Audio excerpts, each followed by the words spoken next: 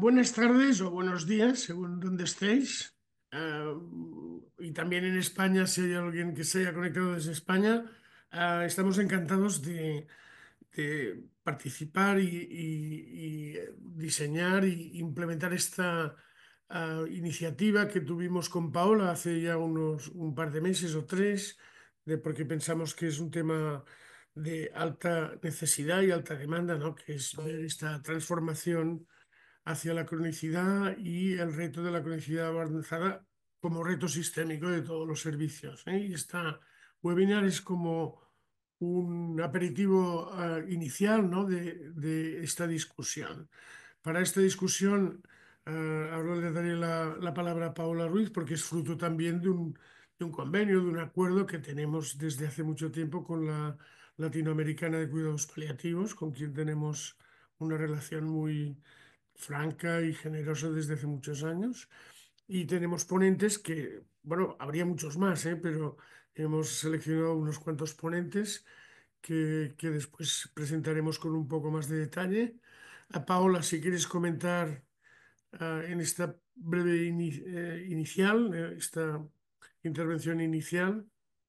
Bueno, buenas tardes, noches o tal vez en la mañana para todos desde donde estén. Gracias, Javier, por todo. Realmente voy a ser muy corta y lo que quiero decirles es que específicamente este tema de la cronicidad y este tipo de modelos para América Latina, en una conversación con Javier y con todo su equipo encontramos que es una necesidad sentida de toda nuestra América Latina. O sea, realmente lo decíamos en algún momento, es nuestra nueva pandemia. ¿Qué hacer con el paciente crónico? Más allá incluso de solo el concepto de cuidados paliativos. En general, así que desde ALSP y en conjunto con la cátedra y con el doctor y su equipo, han sido, como él lo dice, unos aliados estratégicos, quisimos ofrecer esto a América Latina.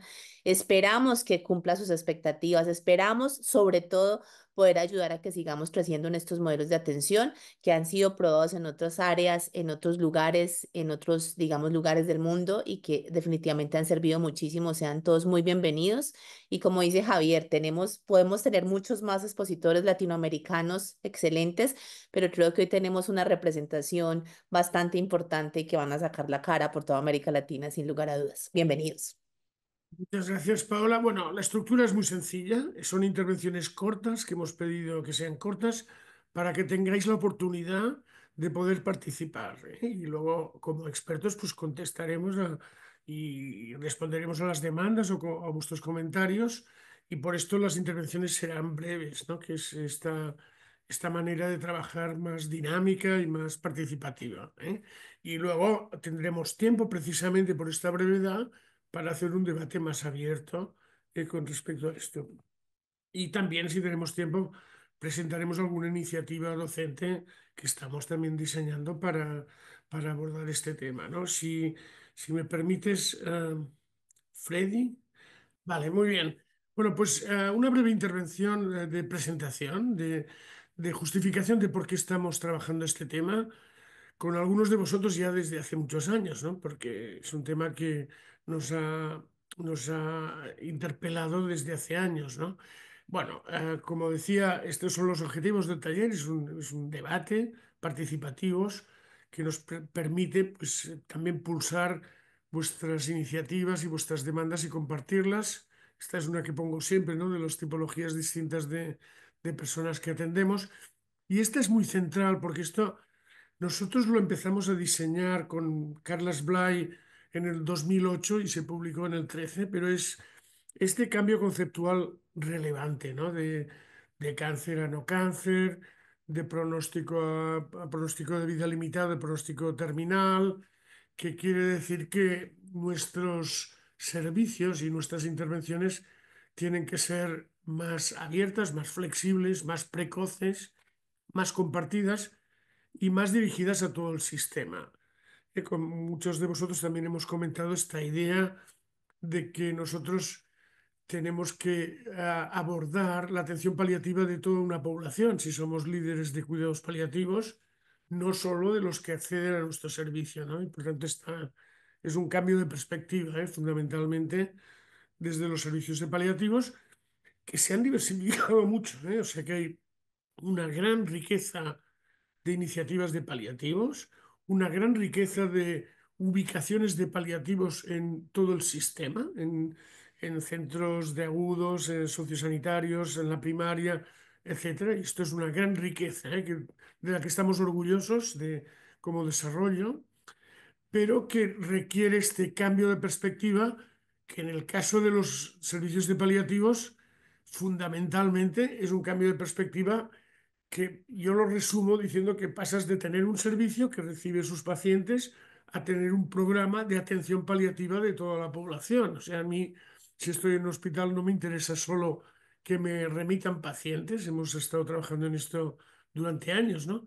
Y ahora me interesa que nuestro servicio se convierta en un programa de atención paliativa de todo el hospital o de toda la comunidad o de todo mi distrito, ¿no? O sea que este es un cambio de perspectiva que requiere una serie de medidas. Y también, por supuesto, la atención paliativista generalista que se puede practicar en cualquier tipo de servicio de salud y sociales. O sea que aquí tenemos retos sistémicos y nosotros estamos trabajando también desde hace años, con settings diferentes, algunos también como territorios, para ver cómo se pueden adaptar a implementar esta atención generalista, lo que hay que hacer en cualquier servicio. ¿Cuál es el argumento? Pues que sea sistémico, que sea universal y que sea accesible, que son las manías que tenemos, ¿no, Paola? Que son nuestras manías, es que esto es un derecho humano fundamental que tiene que ser accesible y que tiene que estar en todo el sistema. Y para que este objetivo, ¿no? Este objetivo tan único, ¿no? De que sea accesible y universal, tienen que movilizarse todos los servicios de todo el sistema, y también organizarlo desde el punto de vista territorial. O sea que esto será el eje fundamental de lo que hoy podemos debatir y lo que trabajaremos en el taller y lo que estamos haciendo en muchas actividades de formación y de investigación también, ¿eh? Y también implica que los programas públicos tienen que cambiar. Yo pongo el ejemplo de Uruguay o Chile, que recientemente han hecho leyes de paliativos universales en esta dirección, que seguro que tienen el reto de implementarse, pero que también tiene que cambiar las políticas, porque el programa de paliativos de hace 20 años, centrado en cáncer, ya no sirve para esta nueva situación. Bueno, aquí tenemos papeles que tendréis accesibles también y las conclusiones ya las elaboraremos después, pero yo creo que saludo esta oportunidad, ¿no? Que tenemos de que Paola, Vilma, Crispin, Douglas Crispin y también Alfredo compartan sus visiones, sus experiencias para que todos podáis participar. Muchísimas gracias. Paola, si quieres continuar con tu intervención. Y después iremos introduciendo los demás. Bueno, Paola no necesita presentación. Bueno, se presenta bastante sola, también. O sea que gracias, Paola. Entonces, me dicen si se está viendo, ¿sí?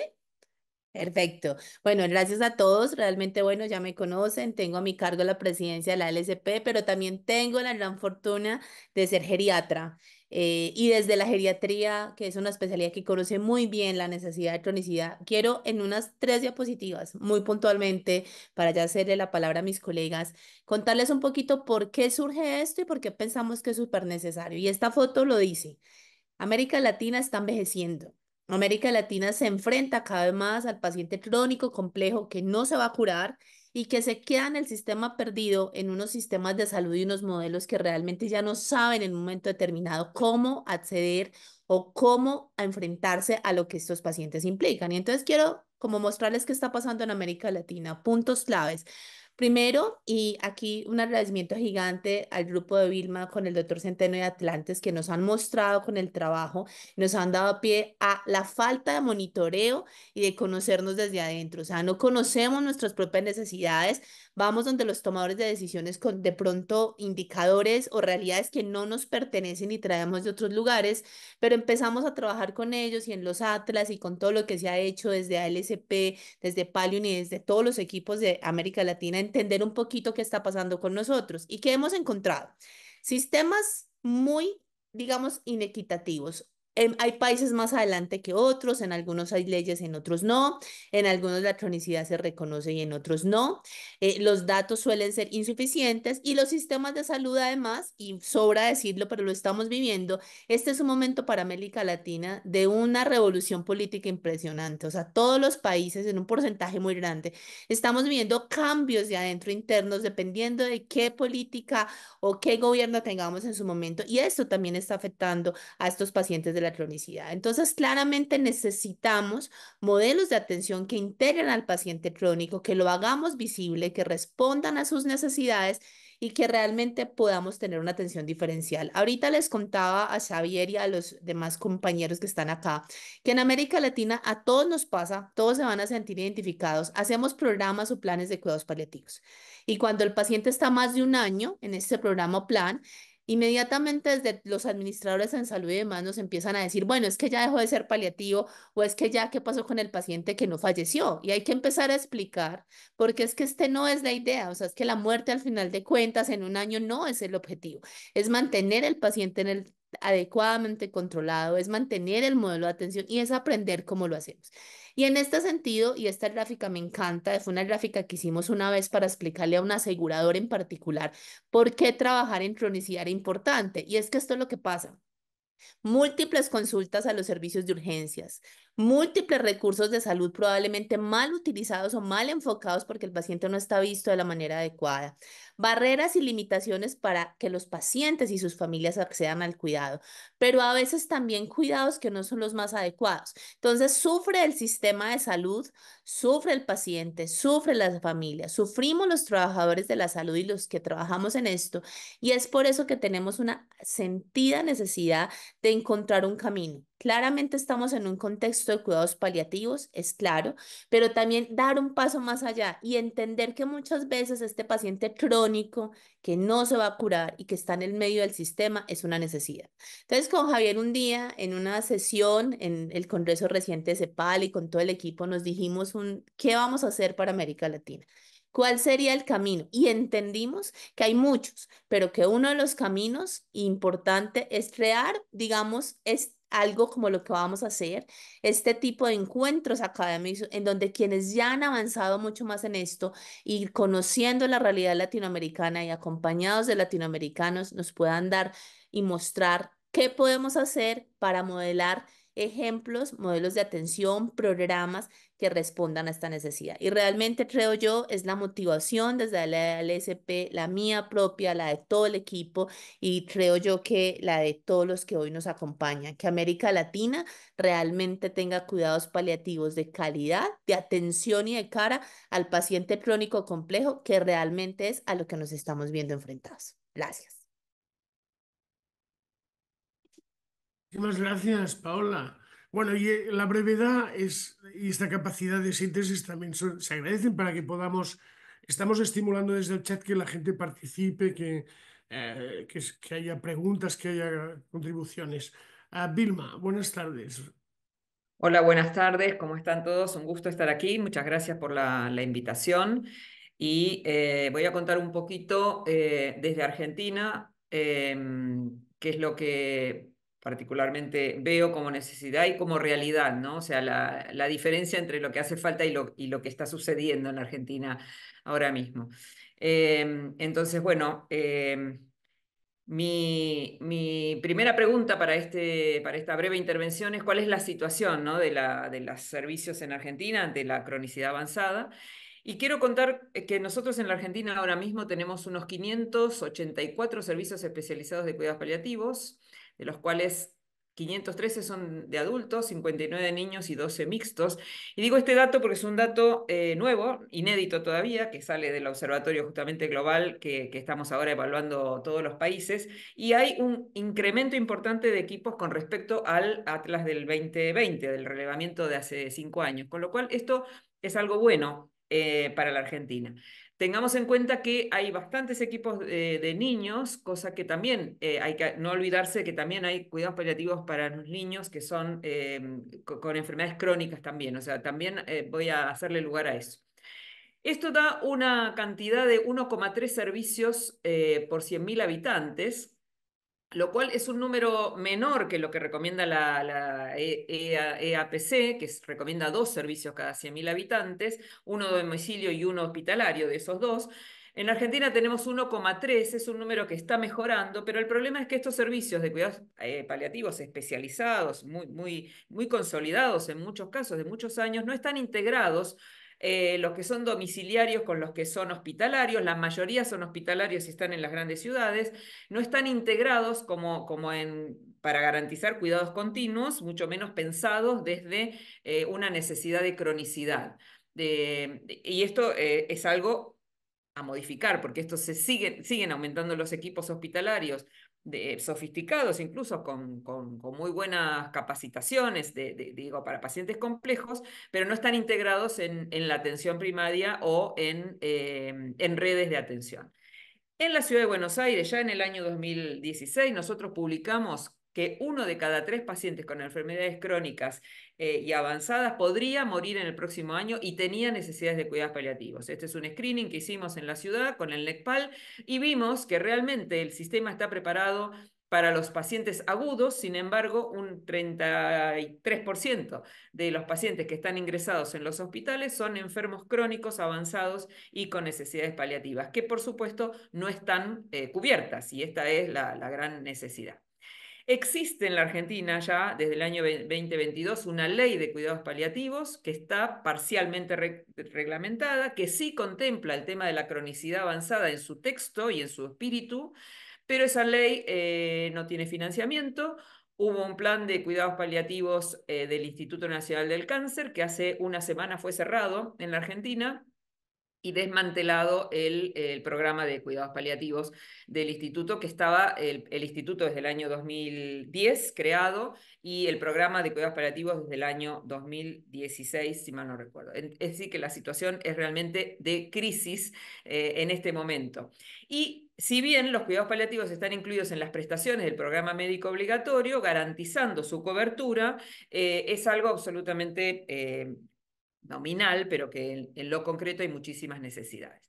¿Qué retos aparecen ante esta situación? Bueno, un sistema de salud fragmentado que tiene 3 subsectores: el público, la seguridad social y el privado, cada uno con sus propios mecanismos de financiamiento, prestaciones y servicios y administración diferentes que no están integrados. Con lo cual es muy difícil pensar en un programa que pudiera contemplar o garantizar los cuidados paliativos en general, y mucho menos con los programas de cronicidad. Entonces, a pesar de los esfuerzos, que los hay, por supuesto, persisten problemas de inequidad y desigualdad en el sistema, hay inconsistencia financiera, regulaciones inadecuadas, hay dificultades para evaluar la eficiencia y la calidad de los servicios de salud. Esto es un problema crónico también en la Argentina. Es un país federal que tiene 24 distritos sanitarios, con lo cual es muy difícil conciliar ideas nacionales. Por ejemplo, la Ley Nacional de Cuidados Paliativos, que fue, ya lo dije, sancionada en el 2022, solo 7 de los 24 distritos la adhirieron a esa ley, es decir, que es como, está nominal, pero no funciona. Y esto claramente es una crisis de la salud pública, además de la crisis económica y política que hay en el país ahora mismo. Entonces, crisis es una oportunidad. Sabemos que crisis y oportunidad juegan ahí.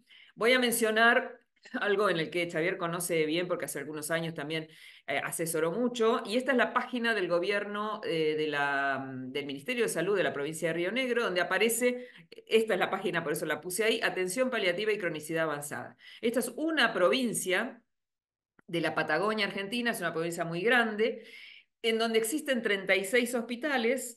De esos, 28 tienen equipos de cuidados paliativos, 10 son para para pacientes complejos realmente, están integrados en la atención primaria de la salud, tienen una coordinación, o sea, todos estos hospitales y estos equipos domiciliarios están integrados en una red de salud pública. Todos están con los cuidados domiciliarios, tienen guardias pasivas de enfermería y médicos los 365 días del año, con lo cual se asegura la continuidad de los cuidados. Hay también equipos privados, por lo menos 2 por ciudad, y además hay 2 hospices.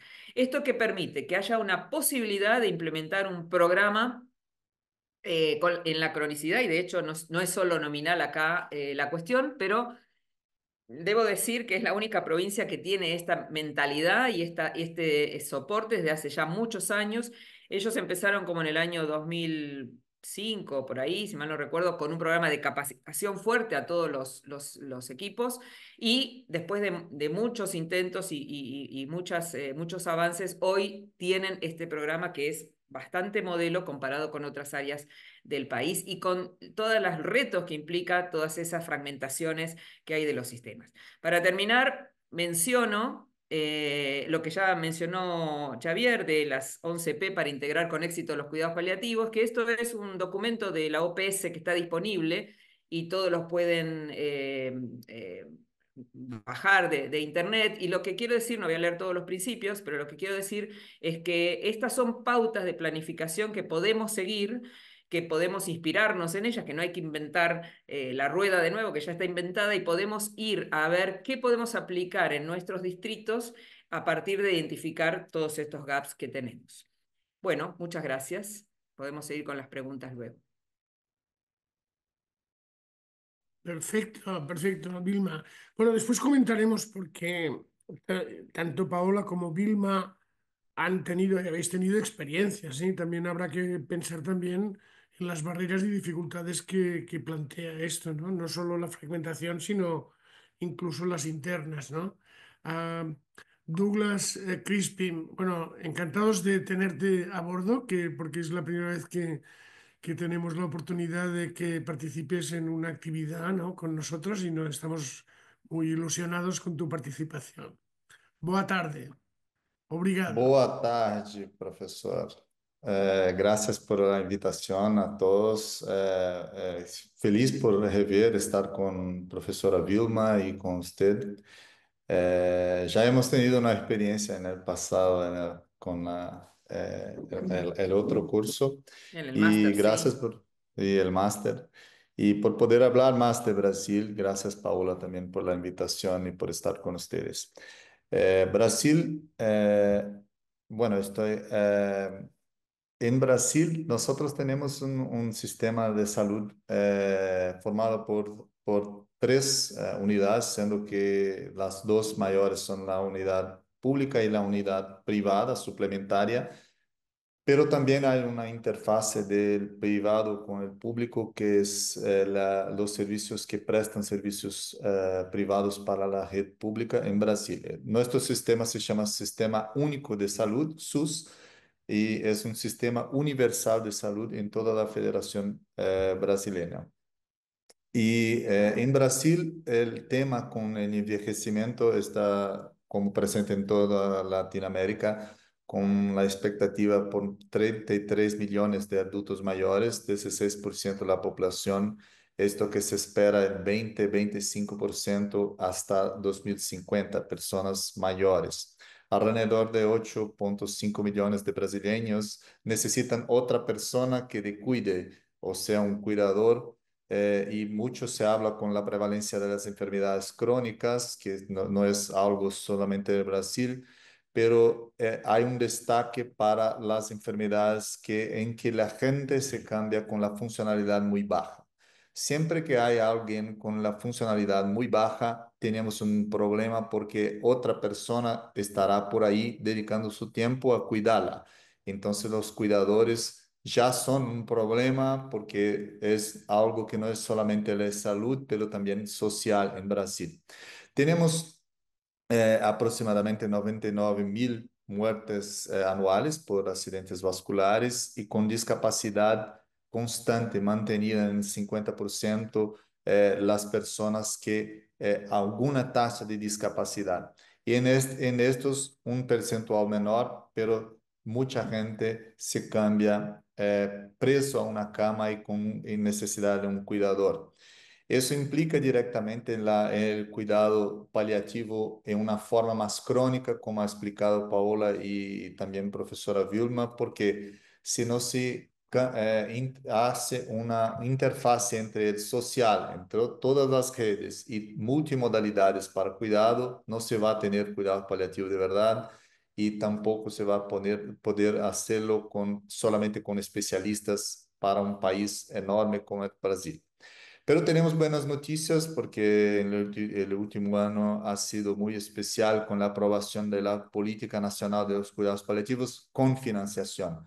Ha sido una lucha de muchos años, más de 20 años, y ahora tenemos un budget previsto en torno de 161 millones de dólares anuales para los cuidados paliativos en todo el territorio nacional, con la expectativa de la implementación de más de 1.000 nuevos servicios en los próximos 2 años.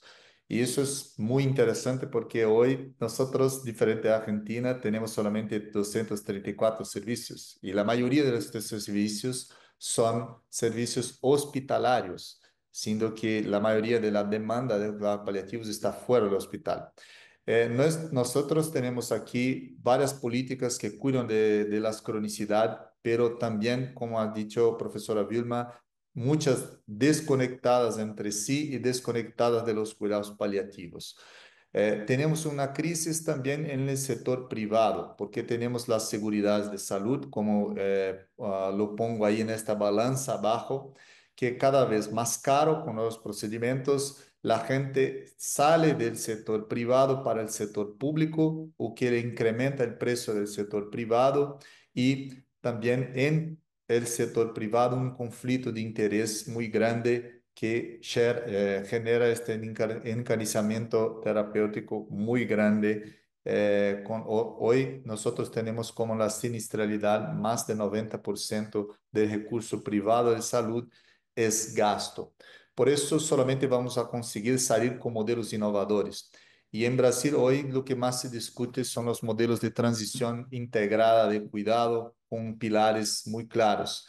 Y aquí finalizo enseñando un poco el trabajo que estamos haciendo aquí en la Universidad de São Paulo, que es el mayor hospital público de Brasil, con un modelo integrado de transición en que hay 5 elementos fundamentales. La captación activa y no esperar para encaminamiento de pacientes, sino que buscarlos.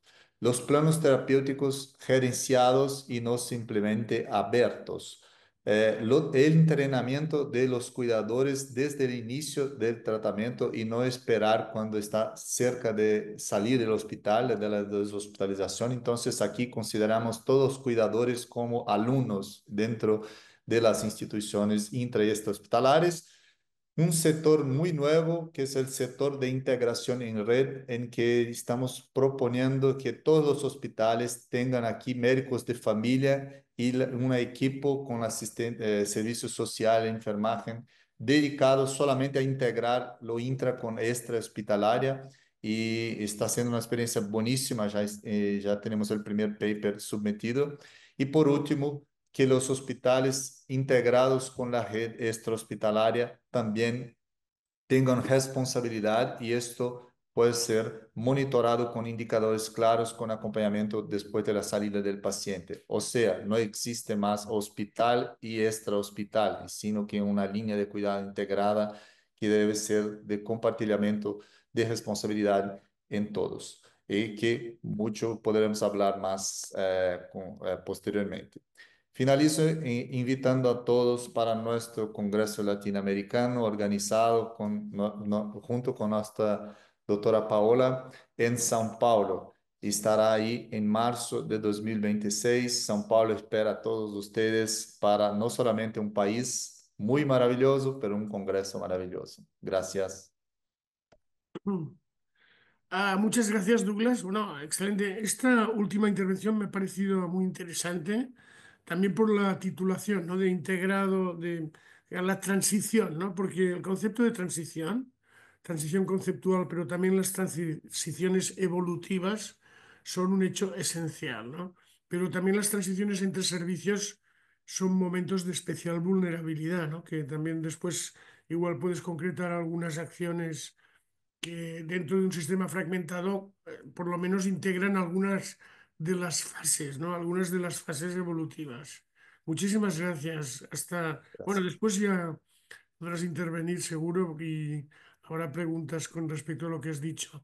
Alfredo, buenas tardes. Alfredo está ubicado ahora en Barcelona, o sea que le digo casi buenas tardes, noches, ¿no?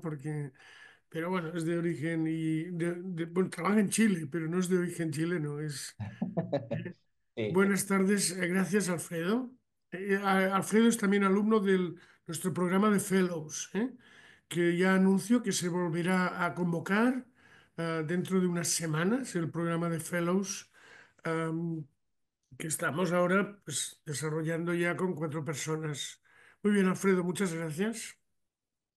Bueno, buenas tardes, noches acá en España y en Latinoamérica, buenas tardes en realidad. Bueno, voy a empezar a compartir. Bueno, primero que todo, muy agradecido y honrado de poder participar en este panel de conversación. Mi nombre es Alfredo Pacheco Bruque, soy médico de familia, paliativista, trabajo en la unidad de cuidados paliativos del Hospital Mauricio Eyerman de Angol, en la Araucanía chilena, en el sur de Chile, que siempre digo que es la parte más bonita de Chile. Bueno, soy ecuatoriano, llevo 26 años trabajando en Chile, bueno, y como dijo el doctor Gómez Batiste, estoy en este momento en Barcelona, en el Instituto Catalán de Oncología, en el Fellow. Y bueno, yo tenía que contar un poco lo que está ocurriendo en Chile, que probablemente no es muy distinto a lo que pasa en el resto de Latinoamérica, en donde las enfermedades no transmisibles son la principal causa de muerte, considerando y representando el 80%, el 82% de la carga de la enfermedad. Las enfermedades cardiovasculares con un 26% y los tumores malignos con un 28% dan cuenta de más de la mitad de las muertes. Estas cifras en realidad también van cambiando un poquito, a veces las enfermedades cardiovasculares suben un poco y los tumores malignos ahí bajan, pero en realidad entre los dos son los que son las principales causas de muerte en Chile. Y bueno, al igual que en el resto del mundo, como se ha alargado la esperanza de vida al nacer, en Chile son 80 años, digamos, más el aumento de los factores de riesgo, nos damos cuenta que, o podemos predecir que esta situación, digamos, va a seguir siendo un problema sanitario grande para todos nuestros países latinoamericanos y del mundo también durante muchos años más. En Chile los cuidados paliativos existen desde el año 94 a partir del Programa Nacional de Alivio del Dolor por Cáncer Terminal y Cuidados Paliativos, y es una garantía explícita en salud desde el año 2005. ¿Qué significa esto? Porque hace unos años, bueno, un poquito antes del 2005, se establece esta ley de garantías explícitas en salud en donde un grupo de patologías, un grupo de patologías importante en realidad, tienen a través de la ley cobertura con ciertos plazos, con financiamiento y con acceso para este tipo de pacientes, y los cuidados paliativos está incluida en la ley GES. Por lo tanto, em, aquí para nosotros la parte oncológica de alguna manera se ha desarrollado muy bien en los últimos años, y a partir de esta ley también que la protege, digamos, el tema de los cuidados paliativos, que en un principio eran por cáncer terminal, pero ahora en realidad es por cáncer en sus distintas etapas, digamos. En el año 2019, un estudio determina que 104.923 personas experimentaron sufrimiento grave relacionado con la salud y la necesidad de cuidados paliativos.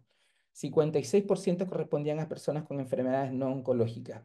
Sin embargo, esto en el año 2019 y hoy día consideramos que esta cifra es un poco mayor, digamos, porque además al año 2025 se han afinado un poco más las herramientas para poder pesquisar a los pacientes y pesquisar necesidades paliativas. Por lo tanto, consideramos que esta cifra también es un poco más alta. En octubre del 2021 se promulgó la ley 21.375, que entró en vigencia en marzo del 2022.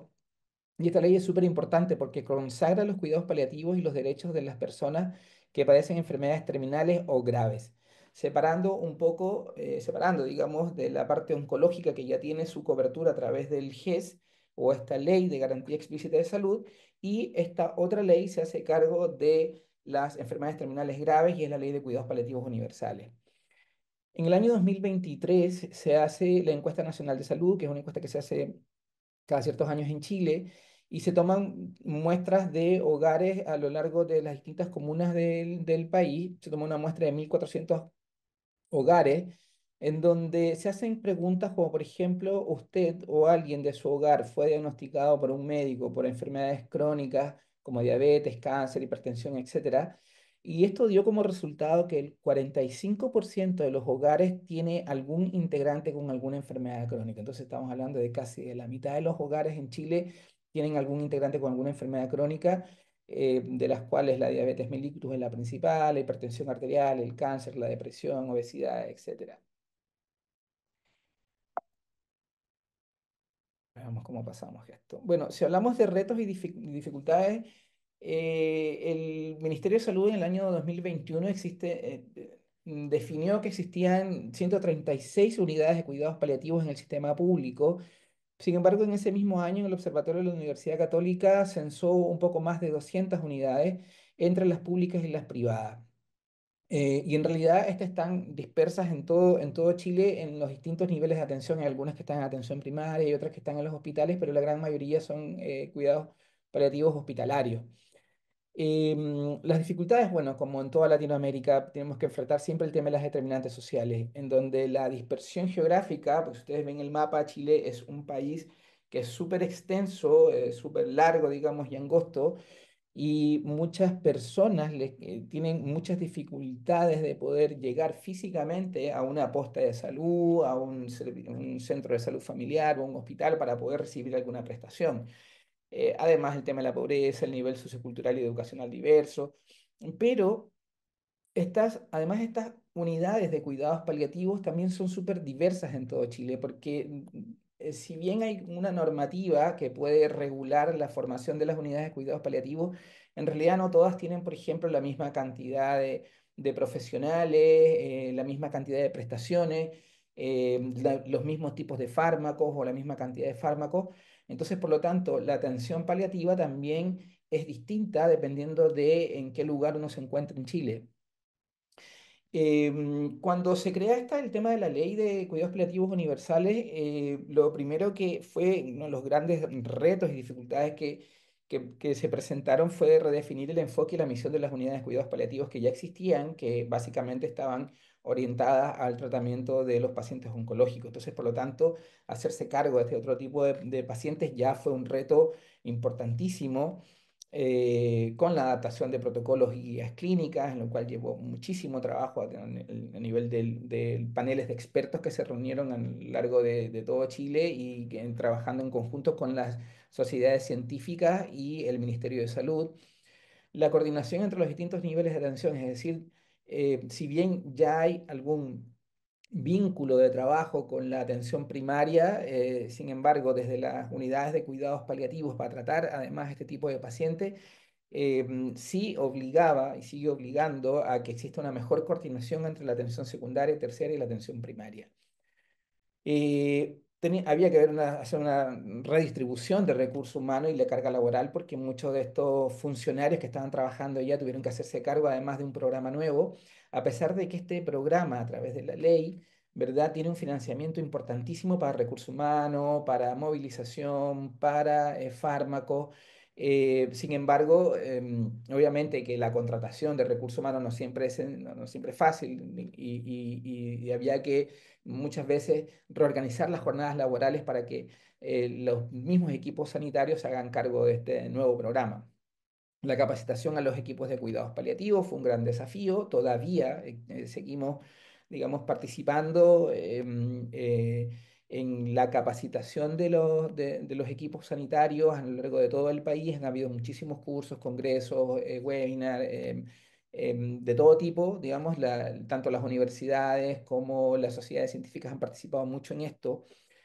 El acceso a los medicamentos y nuevas tecnologías, porque había que dotar de fármacos a la atención primaria porque si bien es cierto, consideramos que la atención paliativa es una atención integral y multidimensional, sin embargo, un factor muy importante también es el hecho de contar con los fármacos adecuados, en especial opioides, por ejemplo, para que se puedan hacer las atenciones y las prestaciones y los tratamientos adecuados y lograr un financiamiento sostenido en el tiempo, lo cual es fundamental, obviamente, para que este programa se mantenga.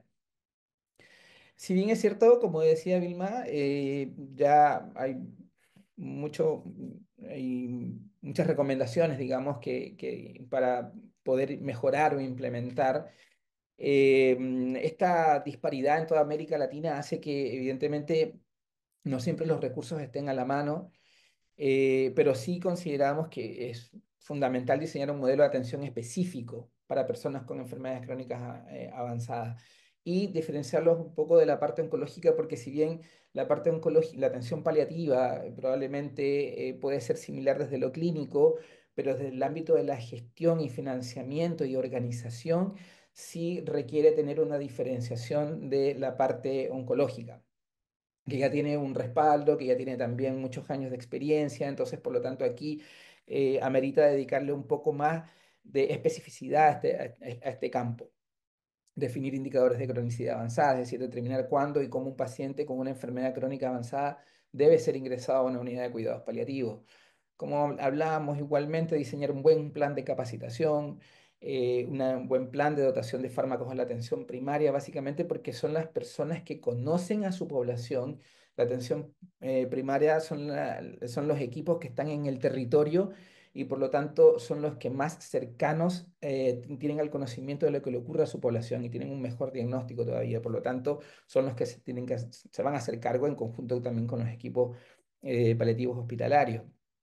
La telemedicina, por ejemplo, yo considero que es algo fundamental porque si hablamos de dispersión geográfica y las dificultades que tienen las personas para poder acercarse a un centro de salud, la telemedicina es fundamental, no solamente para atender al paciente, sino también para hacer recomendaciones a los compañeros que están trabajando en las postas rurales o en los centros de salud familiar más dispersos y más lejanos. Bueno, actualizar las guías clínicas y protocolos, generar y fortalecer esta red de coordinación entre los distintos niveles de atención. Y algo que yo considero que es fundamental, que es movilizar a la sociedad civil y el voluntariado, es decir, una comunidad que es empoderada, es una comunidad que puede lograr muchísimo. Si bien es cierto, las sociedades científicas, la parte académica, las universidades, el Ministerio de Salud, etcétera, todos cuando se toman decisiones de salud pública deben tener un respaldo académico importante y científico importante. Sin embargo, muchas de estas decisiones tienen que ver con el ámbito político y a veces, y en Latinoamérica ocurre, que la comunidad empoderada a veces tiene mucho más poder político que los propios sanitarios y eso es es lo que ha permitido legislar para promulgar leyes de cuidados paliativos y que de alguna manera garantizan, es decir, a través de una ley se puede garantizar una prestación hacia una comunidad. Es decir, yo creo que la promulgación de leyes, yo creo que es lo que va a dar mayor respaldo y obviamente también obliga a tener un mejor financiamiento para el desarrollo de Muy bien. programa. Muchas Eso es lo gracias, que Alfredo. tenía que comentar. Muchas gracias. Bueno, Voy hay a dejar algunas de preguntas comentar. que podemos hacer nosotros, pero tenemos varias preguntas que vienen de Questions and Answers, que si os parece, contestamos estas preguntas, ¿no? Más por respeto a las personas que han participado. Gracias, Alfredo. Daniel Castro, muchas tardes por sus pláticas. Buenas tardes, muchas gracias. Dice, quisiera saber su opinión acerca de cuál es el momento ideal para que un paciente se inscriba a un equipo de paliativos desde la cronicidad. Es que lo estás contestando tú, Douglas. ¿Sí? Hola. ¿Cuál es Xavier, el momento? Sí, se quedó un poco si vas al congelado. apartado respondida, puedes ver la pregunta de nuevo. Vale, answered, ok. Bueno, vale, creo que esta pregunta tenemos dos problemas a resolver, pero puedes comentarlo, ¿no, Douglas? Verbalmente. Los médicos tienen que tener una formación básica en paliativos, pero no la tienen.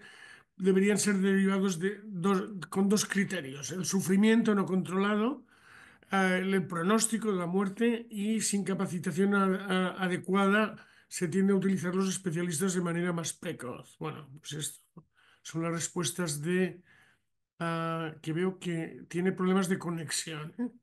Vale, hay otra pregunta que es las que están todavía abiertas, de Ernesto Soto, que dice, desde la experiencia de los ponentes, ¿cuáles dirían que son las tres principales dificultades para el desarrollo, que esto es lo que yo quería comentar. ¿Cuáles son las barreras?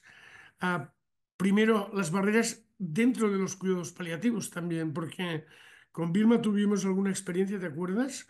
Y luego yo recuerdo en Uruguay también, en Chile también un poco, de que desde los cuidados paliativos había barreras, resistencias, inseguridades, etcétera. ¿Esto existe? ¿Cómo podemos abordarlo? Sí, yo querría decir respecto a esto, y lo había, cuando vi la pregunta anoté mis tres ideas con esto para no olvidarme, ¿no? Una, por supuesto, es la identificación de esos pacientes, porque no es que llegan y golpean la puerta, sino que hay que ir a buscarlos. Digamos, esa era la primera cosa que se dijo también hace un rato y es lo primero, me parece, cuando dice el colega, dice cuáles son las dificultades para el desarrollo de la atención de pacientes con necesidades paliativas. Primero tenemos que saber cuáles son esos pacientes. Intuimos que están allí, pero muchas veces no sabemos dónde están, o sea, quién es, cómo se llaman, de qué manera los detectamos. Esa es la primera cosa que tendríamos que hacer. Pero luego, y en relación con lo que dice Xavier, creo que tenemos que reinventarnos desde los cuidados paliativos para dar respuesta a esto. Ahí está la cuestión. Y ahí donde a veces estas resistencias a los cambios, porque cuando habíamos aprendido un poco nuestro manual de procedimiento, nos cambiaron a los pacientes y resulta que ya no son esos mismos pacientes que teníamos cuando aprendimos, los que somos un poquito más mayores, los cuidados paliativos. Ahora resulta que son pacientes que viven más, que son más complejos, que las familias claudican y que no hay cuidadores, en fin, una serie de características que ustedes todos conocen y que si no nos reinventamos nosotros como equipos de cuidados paliativos, mal podemos pedir al sistema que dé respuesta. Esa sería mi segunda parte. Y la tercera es que muchas veces están los recursos, porque tenemos por aquí, por allá, por el otro lado, la atención primaria, los equipos especializados, los sistemas sociales. Tenemos las partes, pero no están unidas esas partes. Es como un rompecabezas, pero que las piezas no coinciden y no logramos unirlas. Entonces, me parece que una de las acciones que deberíamos aprender o diseñar dentro de esta reinvención es detectar todas esas partes de este rompecabezas y tratar de unirlos, aunque más no sea provisoriamente, hasta que veamos qué es lo que funciona y qué es lo que no. Digamos, estas serían mis tres cuestiones. Bueno, yo con lo que dice Vilma quisiera decir algo más desde el cuidado paliativo. Y es que a veces nosotros hacemos muchas cosas desde el cuidado paliativo por entender esta situación, pero para nosotros mismos. Y nos cuesta salir hacia afuera. O sea, tal vez a ninguno de nosotros nos tienen que convencer que trabajar en cronicidad funciona. Seguramente no nos tienen que hablar de que el cuidado paliativo ahora debe ser más temprano. Estamos convencidos de ello. Seguramente no nos tienen que convencer que el cuidado paliativo no es para el final de la vida. Pero nuestros colegas, los que trabajan con nosotros, las personas que nos rodean, necesitan entenderlo y a veces nosotros también nos vendemos en nuestro mundito de cuidado paliativo y entonces criticamos a los colegas, pero resulta que estamos haciendo algo parecido porque nos estamos quedando nosotros con nosotros mismos. Entonces yo creo que es muy importante empezar a transmitir el conocimiento desde nosotros y no ser egoístas con el conocimiento. O sea, tenemos que enseñar lo que hemos aprendido, entender que el paciente crónico también existe dentro de nuestro modelo, que también lo podemos cobijar, pero que no podemos cobijarlos a todos. Entonces que tenemos que entrenar a otros, enseñarles a otros. Mejor dicho, en conclusión, no podemos ser egoístas con lo que hemos aprendido, lo que los profesores como Xavier, Vilma nos enseñaron en su momento, nosotros poderlo transmitir a otros y después esos otros a los demás. Yo creo que eso desde cuidado paliativo ha sido muy importante. Y ya desde América Latina, yo sí quisiera de una vez decirles que una gran barrera que tenemos es el tema de la integración, como lo dijo Vilma. No hemos sido capaces de entender cómo el hospital grande con el hospital más pequeño, cómo la atención domiciliaria con el ambulatorio. Seguimos siendo islas y eso tiene que romperse y empezar a trabajar juntos. Es muy importante. Bueno, yo quería aportar, a ver, a mí me parece, porque esto lo hemos vivido, mira, con Vilma y con otras personas en Argentina, ¿no? Con otras personas hicimos una reunión en Buenos Aires, ¿te acuerdas? Y luego con otras personas hemos estado trabajando durante meses en Argentina, en las diferentes provincias. Río Negro fue la que le entendió mejor, pero había resistencias, ¿eh? Yo recuerdo en Uruguay también la primera vez que hablamos de este tema, con la Sociedad Uruguaya de Paliativos, bueno, hubo como una crisis, porque yo creo que, por resumirlo, me parece que es un tema de madurez de los equipos y de los servicios, y una cierta seguridad en ti mismo, porque, y esto lo hemos observado en Cataluña, Cataluña tiene un sistema de paliativos de estructura, súper desarrollado, que ya tiene 30 años y bueno, que está montado, ¿no? Pero al implementar el programa de cronicidad 2010 y ahora la Agencia de Intervención Sociosanitaria Integrada 2019 más o menos, han entrado en crisis algunos de los equipos, en crisis y en conflicto. Porque yo creo que, y también nos pasó cuando en la OMS, cuando yo estuve allí en el 2014-15, hicimos el libro este que tenéis, ¿no? Que está publicado en inglés, y lo hicimos con 35 expertos.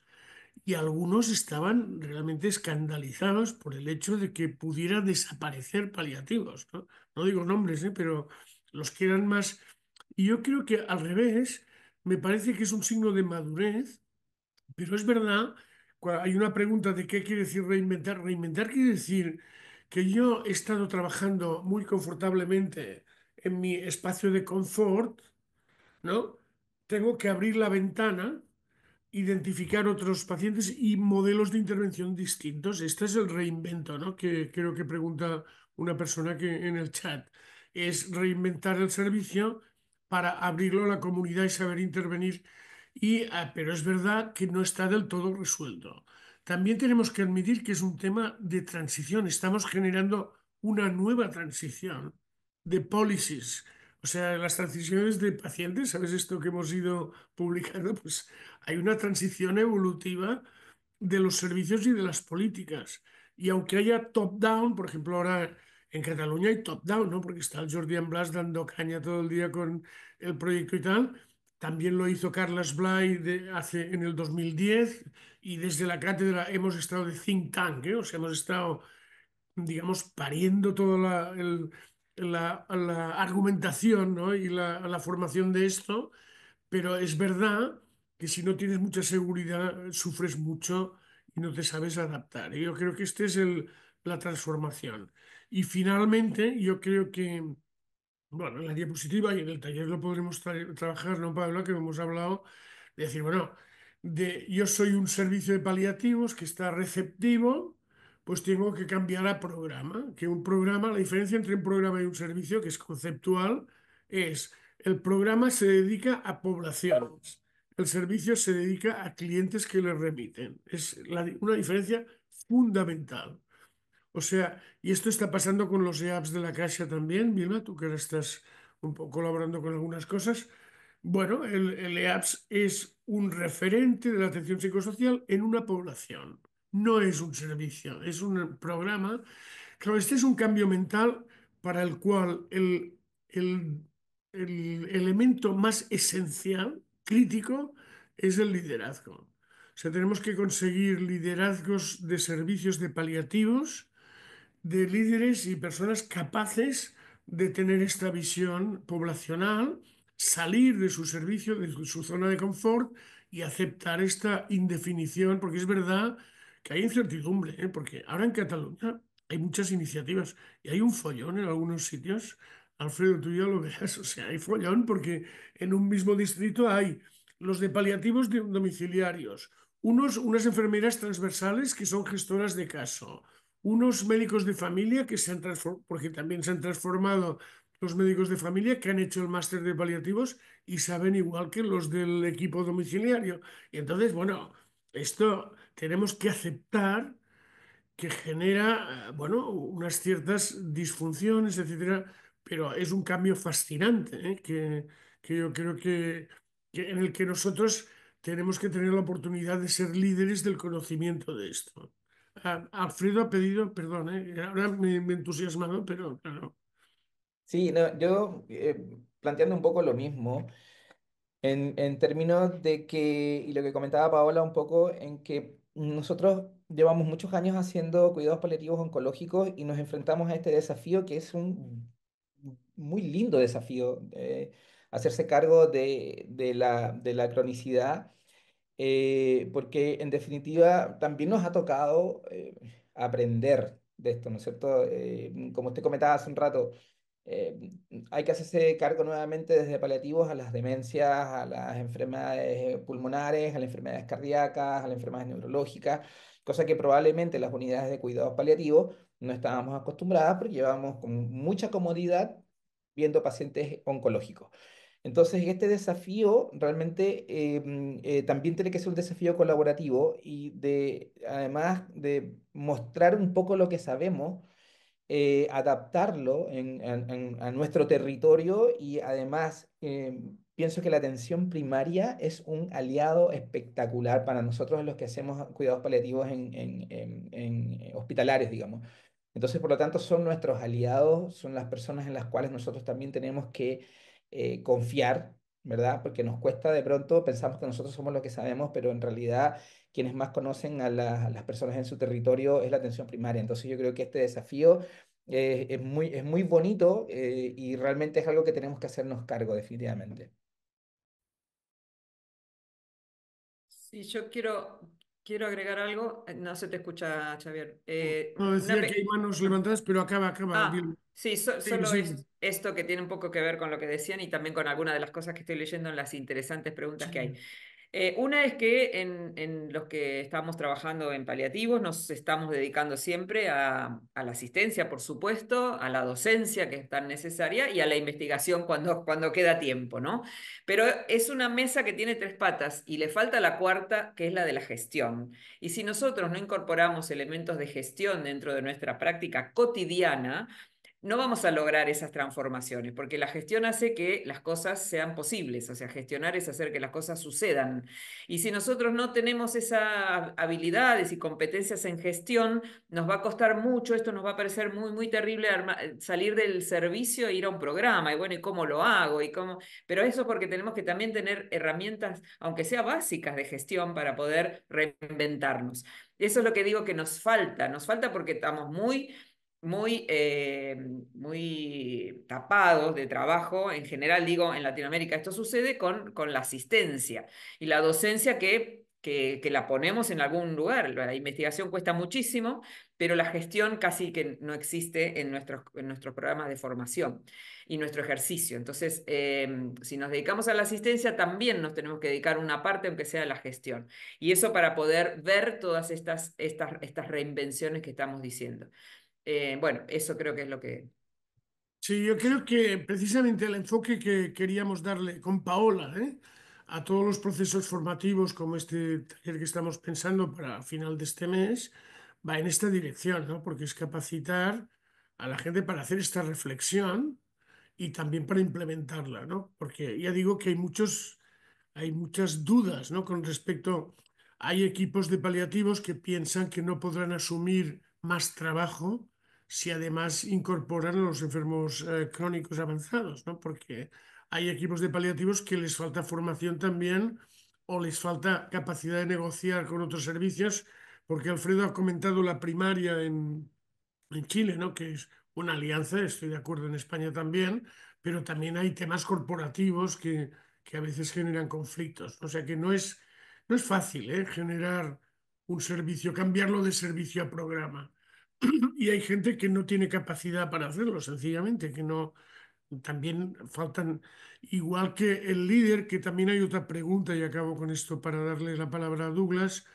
Ah, el líder también puede ser un líder social o no, porque los líderes de paliativos pueden ser de servicio, de programa o también sociales, ¿no? Pero para ser un líder social, y ser reconocido en la sociedad, también tienes que hacer una serie de cosas para las que muchos de los líderes no tienen formación específica tampoco, ¿no?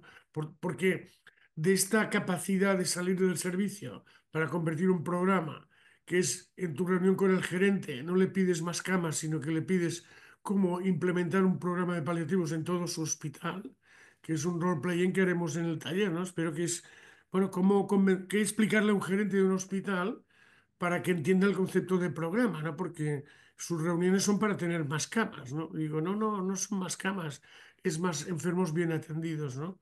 Y programas más. Por tanto, yo creo que esta parte servicio, líder de servicio o jefe de servicio, líder de un programa y líder social, porque hay una pregunta de la comunidad también, Y luego, yo creo que requiere una cierta madurez, sinceramente, porque si no es muy difícil. Esto es una pregunta que nos hemos hecho con Jordi, con Carlas, que en Cataluña las cosas están yendo de esta manera. Tal vez es en este momento el país más avanzado en la gestión de la agencia. Solo Singapur la ha creado de momento, la agencia de integrada, pero bueno, que ha costado mucho después de mucha estructura también de paliativos, ¿eh? Douglas, querías comentar, ¿verdad? Gracias, profesor. Sí, un poco comentando como profesora Vilma y también Paula lo han dicho, que es muy importante incluir la gestión, también la formación de los paliativistas. Aquí, en todos los posgrados que tengo la experiencia de trabajar, tanto con el tema de la comunicación, tenemos ahí una parte modular obligatoria para gestión. Porque de una forma o de otra, todo paliativista necesita ser gestor porque o está empezando un servicio o necesita cambiar la realidad a su vuelta y muchas veces él debe ser el líder para esto y no estaba preparado tampoco para eso. Y lo que pienso también es que es muy importante considerar paliativos siempre en todos los sitios que voy. Hablo que paliativos son estratégicos para la supervivencia de nuestro sistema de salud. Y no hay el sistema de salud sin los cuidados paliativos en el futuro. Sabemos cuánto, no solamente en dinero, está desperdiciado, está gasto con el sufrimiento de la gente por no saber cuidados paliativos, por no tener acceso. Y eso podría estar investido en el cuidado paliativo correcto. Mucho se dice que los cuidados paliativos son basados en principios, pero los principios necesitan cómo. Y los principios son o qué se debe hacer. Por ejemplo, afirmar la vida y considerar la muerte una parte integrante. ¿Cómo lo hace? Eso es gestión.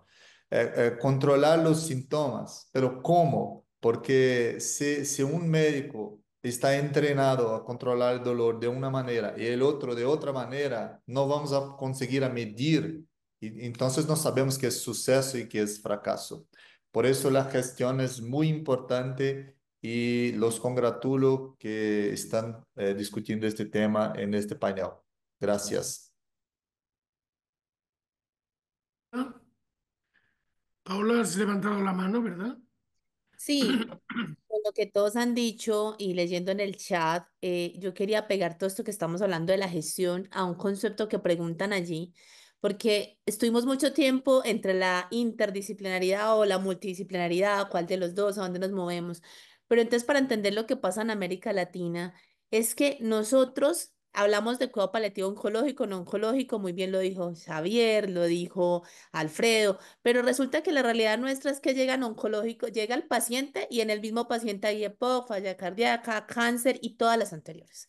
O sea, realmente tenemos absolutamente todo, pero también está deprimido, también no duerme, también no tiene donde lo cuiden o no hay donde vivir.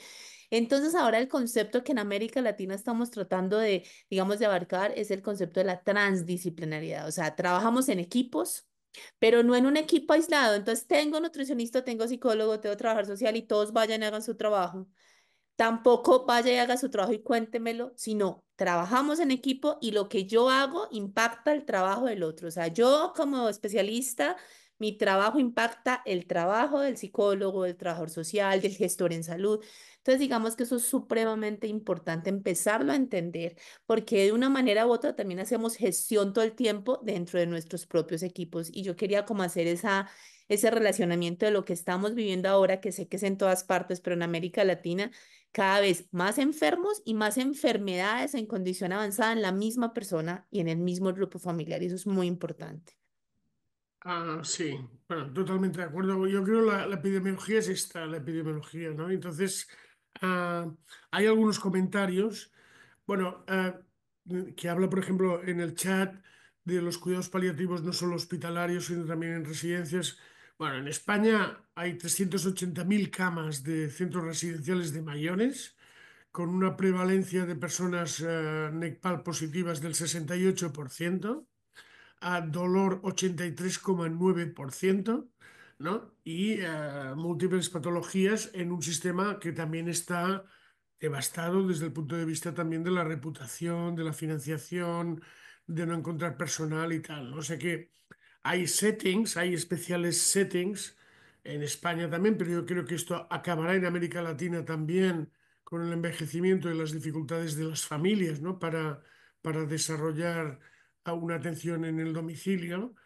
Y por tanto se puede prever que pasará lo mismo y aquí realmente es un gap, es un agujero negro del sistema que nosotros estamos trabajando, pero que es complicado este tema porque además no son equipos, están tan devastados que no pueden, la formación solamente, la formación no les sirve porque están demasiado abrumados, digamos, por una carga de trabajo tremenda, ¿no? Pero volviendo a los paliativos, yo creo que esta idea que hemos tenido con Paola, ¿no? De centrar ahora en los líderes de las organizaciones, pero también en los planificadores y gestores, ¿no? Como decías tú al principio, Paola, que es ver, porque claro, la eficiencia de los cuidados paliativos que nosotros experimentamos, por ejemplo, mi tesis doctoral, ¿no? Que está hecha viendo lo que se ahorra atendiendo 1 mes y medio pacientes de cáncer terminal. Muy bien, 3.082 € por paciente. Vale, muy bien. Pero esto lo multiplicas por 3 o 4 años, que son lo que duran la situación de enfermedad crónica y crónica avanzada en tantos pacientes y en personas con demencia, etcétera. Y realmente es espectacular lo que puede pasar. No es un tema económico solo, sino de colapso del sistema hospitalario, del colapso. Y por tanto, hay otra parte que yo creo que de la que tenemos que trabajar en el taller y con los líderes, que es esta de cómo convencer, ¿no? A los que toman decisiones de este tema, ¿no? Cómo convencer a un ministro de salud, porque la primera respuesta, cuando nosotros dijimos que el 1,5% de la población tenía necesidades paliativas y el 5% de cronicidad, el ministro que había en aquel momento, que era traumatólogo, con lo cual es un ministro especial, me dijo, o sea, tenemos que tener 8.000 camas de paliativos. Dijo, no, no, no, lo que tenemos que tener es una transformación del sistema con medidas generalistas en la primaria y en los hospitales y tal. Y está costando mucho.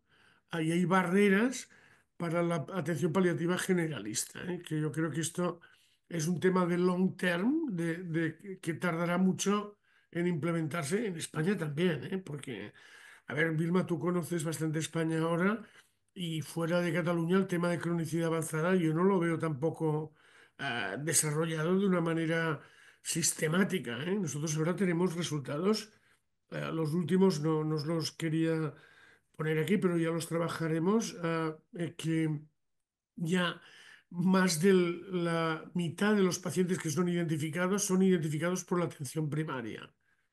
Bueno, esto es un hecho relevante.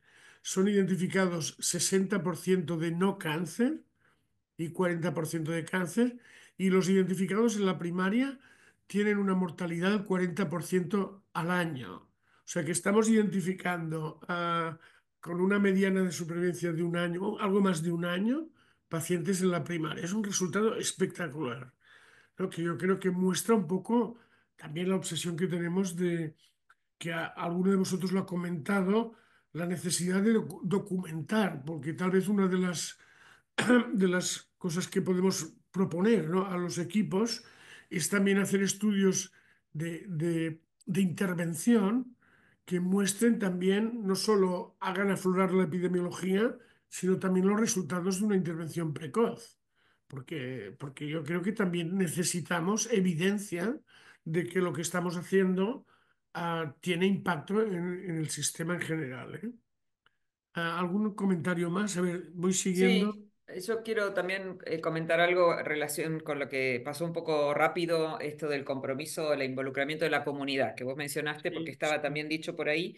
Y a mí me parece que eso también es algo que tenemos que empezar a tener en nuestro espectro de compromiso, me refiero, en también incluir ese concepto de que el cuidar es cosa de todos, no solo de nosotros, profesionales de la salud, equipos multi, inter y transdisciplinarios, sino también pensando en la sociedad, ¿no? Esto ya se dice de hace mucho, pero llevarlo, digamos, a la práctica no es tan sencillo y no es tan romántico tampoco como a veces parece, ¿no? Las comunidades compasivas, a veces puede sonar un poco, sobre todo en megaciudades, como puede ser Buenos Aires, por ejemplo, en donde es algo, y donde también en muchos países de Latinoamérica las necesidades básicas están insatisfechas, con lo cual es muy difícil pensar en que también nos pongamos a cuidarnos de una manera tan así. Pero esto lo relaciono viendo la importancia que tiene con el artículo que salió estos días de la Comisión Lancet, el nuevo, donde habla justamente del sufrimiento asociado a la salud, el incremento desde el año 90 hasta el 2021 de 74% de incremento en esos 11 años. 11 años sí, en donde alrededor de 73,5 millones de personas van a tener necesidades, digamos, de paliativas, no lo llaman así, pero bueno, sufrimiento asociado a la salud. Con lo cual es impensable que en nuestros pequeños equipitos, por más que nos esforcemos, vamos a poder llegar a dar alivio o a dar alguna respuesta a todo esto. Con lo cual, por eso creo que hay que reinventarse. Vuelvo con eso, porque desde lo que es el compromiso de la sociedad en la que todos estamos, hacia esta visión más amplia de lo que es el sufrimiento asociado a la salud, tenemos que incorporarlo en nuestra formación, por supuesto de grado, como lo dicen por ahí también, y en todas las carreras de la salud, y no solo en las carreras de la salud. Sí, gracias. Nosotros llevamos 8 años, ¿sabes? En VIC, ¿no? Con el programa y realmente es un esfuerzo. Bueno, estos son recursos, es liderazgo, es actividades, 25 actividades al año y ahora estamos delegando en el servicios sociales porque nosotros no podemos asumir y un servicio de paliativos normal no puede asumir, además de su carga asistencial, esto, ¿no? Por tanto, hay que buscar alianzas, ah, redarquías, como tú describes también, ¿no? Ah, con la comunidad, ¿no? Y por esto también con el programa de la casa. Yo veo que, como dices tú, hay mucho naif en este tema, y hay que distinguir, porque un programa público, además hubo una monografía de la SECPAL, ¿no? Que está muy bien, un programa público de comunidad compasiva requiere una inversión de diseño, de implementación y de evaluación que muchos servicios no pueden. Pero yo creo que lo primero es el cambio de perspectiva, ¿no? Y luego hay gente que tiene liderazgo social natural porque tiene capacidad, ¿no? de interacción con la sociedad y gente que le falta este punto, ¿no? Y luego las alianzas, claro, por esto yo digo que es tan estratégico el tema de cronicidad. O sea, si nosotros somos fuertes conceptualmente, Paola, Alfredo, ¿no? Si somos fuertes, ah, tendremos capacidad de insertarnos en los programas de cronicidad, que son los que de alguna manera expanden la atención paliativa, por lo menos a los que tienen un nivel de necesidad más que la población general, ¿no? Porque no estamos hablando del 5% de los complejos, de los crónicos complejos. Y por tanto, tenemos que considerar una victoria, pero es un reto muy importante cuando hablamos de retos también en América Latina, es cuando hay programas de cronicidad, de atención geriátrica, que seamos capaces de insertar allí la atención paliativa como uno de los elementos, igual que hicimos en cáncer hace 30 años, ¿no? Que en las políticas de cáncer la atención paliativa era un elemento esencial. Bueno, nosotros, sabes que en Cataluña lo hemos conseguido también porque Jordi y Carles han estado en el departamento haciéndolo, pero esto es un objetivo fundamental, pero requiere no solo esta competencia social o la organizativa que decía Douglas, sino la competencia también en planificación y en salud pública, que no seamos, digamos, una gente que no entiende o que no comprende o que su lenguaje no es comprensible para los planificadores, ¿no? Y por esto hay una serie de competencias, ¿no? que creo que trascienden lo que es estar en tu servicio atendiendo a las personas que no están del todo desarrolladas o están desarrolladas de una manera muy poco homogénea entre los líderes de paliativos, ¿no? Y yo creo que este es un punto esencial que de cara a las actividades formativas, Paula, creo que es esencial, ¿no? Porque si no, no. Y por esto nuestros talleres o talleres, como hemos dicho, tienen más, esto lo he hablado también con tu amigo, ¿no? De Canadá, que es que nuestra inversión es más organizativa que clínica, ¿sabes? O sea, con José, que él tiene un programa, ¿no? De formación clínica de primaria, digo, no, no, no, nosotros no abordamos el tema clínico, estamos abordando los cambios organizativos que requiere un servicio. Y por tanto nuestros targets son líderes de servicio, no siempre son profesionales asistenciales que aprenden a cómo prescribir morfina, ¿no? Que también hay que hacerlo, ¿no? Pero es un poco distinto, digamos, el target, pero también el contenido. ¿Eh? Bien, faltan unos 10 minutos. Alfredo, ¿habías pedido la mano? Sí, Ah, solamente como para reforzar un poquito el tema de los liderazgos, yo creo que si bien es cierto, algunas personas tienen ciertas características para ser líderes, yo creo que los líderes también hay que formarlos y darle las herramientas. Y yo creo que los que estamos hoy día en mm, esta posición de atender pacientes, por ejemplo, hospitalarios o tenemos un poco más de formación, estamos obligados a identificar, uno, cuáles son los actores sociales que son los que toman las decisiones, hacer este proceso de sensibilización, no solamente con ellos desde lo técnico, sino también todo el involucrar a la comunidad y la sociedad civil, como lo habíamos comentado hace un rato. Y yo creo que uniendo estas fuerzas desde la parte científica de lo que vamos demostrando de este proceso de sensibilización, que involucramos al voluntariado, a la sociedad civil y a las autoridades, yo creo que podríamos tener un excelente escenario como para plantear un programa, ¿ya? mm, Que tenga financiamiento, que se pueda legislar y que pueda ya, llevarse a cabo, digamos. Yo creo que desde las comunidades hasta más pequeñas se puede hacer un trabajo fundamental con los líderes, así que yo creo que eso es muy importante destacarlo. Sí, yo de la experiencia de Chile, que conozco, sabes que conozco, veo que el top-down muy bien, la ley muy bien, pero luego está la mesogestión, que es como convencer al gerente de un hospital de que tiene que invertir en un programa de cronicidad avanzada en el hospital, ¿no? Y cómo se lo explicamos esto, ¿no? O un directivo de atención primaria que entienda que esto forma parte de su estrategia, ¿no? Estamos acabando, yo quería compartir esta iniciativa que estamos compartiendo, ¿no? Y que todos nosotros seremos docentes, que empezará el 31 de marzo. Si os parece bien que lo comparta, Paula. Me parece perfecto aprovechar estos minutos para contarles un poquito de Sí, esta iniciativa. exacto. ¿Eh? A ver, un momento. Bien, bueno, finalmente con Paula queríamos presentaros y con los docentes que tenéis también en esta webinar, el taller, que el taller de hecho aborda de una manera, creemos, que como bastante fácil de participación, porque son 4 sesiones online de 2 horas, que están hechas con un horario que pueda ser factible para casi todos los países de América Latina, en el que lo que trabajaremos es precisamente esto que decíamos como reto, ¿no? Cómo abordar la cronicidad, que no solo nos parece interesante para los servicios de paliativos, sino para todos los demás, ¿no?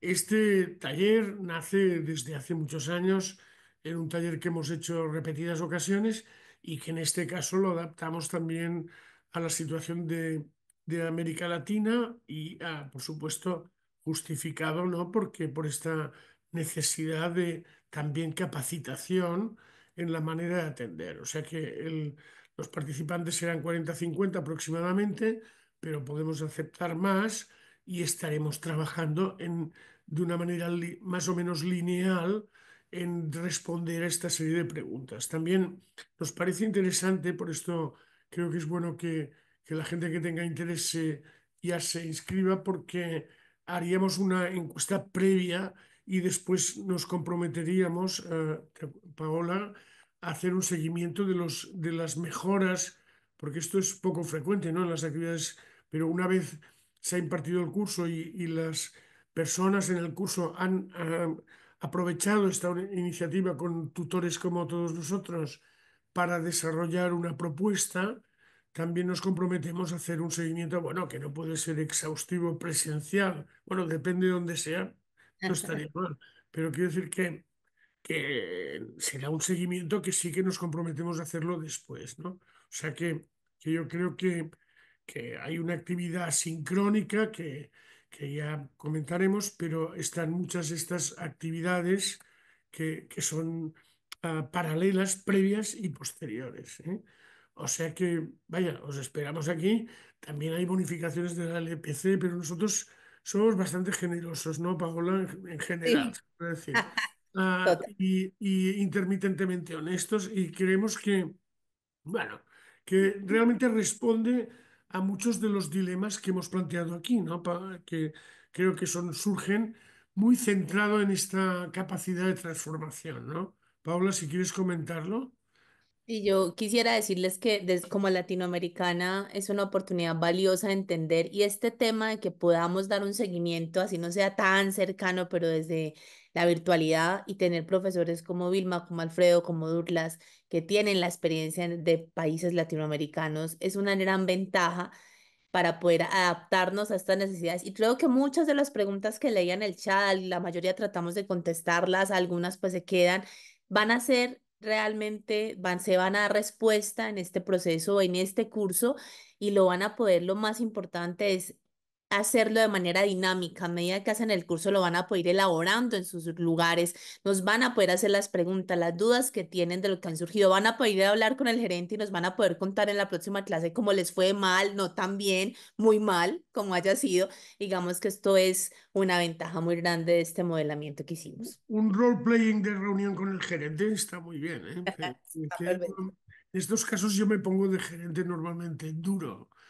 Vilma, Alfredo, Paola, las conclusiones de esta webinar, de esta, algunas Bueno, no, conclusiones, unas algunos... palabras muy cortas. La conclusión es que la cronicidad es necesario abordarla, es urgente, prioritario, tenemos que trabajar en ella y por lo demás solo me queda agradecer al doctor Xavier y a su equipo por darnos esta oportunidad para América Latina, a Alfredo Durlas y a Vilma por acompañarnos y realmente para mí es un honor, sobre todo poder estar con personas que fueron mis profesores, lo siguen siendo y ahorita poder compartir con ellos. Realmente creo que es una oportunidad que no podemos perdernos en América Latina. Muchas gracias y feliz tarde para todos. Gracias, Paola. Vilma, Alfredo. Bueno, solamente que vi muy buenas preguntas, con lo cual eso es muy Sí. entusiasmante porque realmente hay muy buenas preguntas y mucha detección de cuáles son los retos y eso es muy bueno y que también hemos coincidido en algunos diagnósticos de situación y eso creo que también, aunque los países son muy diversos y las realidades sociales y sanitarias son diferentes, igual hemos coincidido, con lo cual eso también es bueno para pensar soluciones en común. Vale, muy bien, Alfredo. Sí, yo también, de acuerdo con algunas preguntas que quedaron ahí pendientes, bueno, el tiempo no nos da para eso. Bueno, feliz de haber participado en esta conversación. Algunos países de Latinoamérica están siguiendo esto de legislar en leyes. En Ecuador en el año 2024 también se aprobó la ley de cuidados paliativos universales, así que yo creo que vamos avanzando en Latinoamérica en esto, cada vez haciendo más conciencia de la necesidad de poder hacer este tipo de prestaciones y atención. Así que, bueno, feliz de seguir colaborando y nos seguiremos viendo. Muchas gracias también a Freddy, que está entre las bambalinas. A Douglas creo que se ha tenido algún problema seguramente, pero Debió ya retirarse, sí. contactaremos con él. Y bueno, muchísimas gracias a vosotras y a todas las personas que han participado. Y bueno, seguiremos en contacto. O sea que nosotros Muy bien. llevamos con esto ya muchos años, ¿no? Y seguiremos comprometidos con esta transformación. Muchísimas gracias. Gracias, buenas Gracias. noches. Adiós, adiós. Tarde. Hasta Adiós. luego.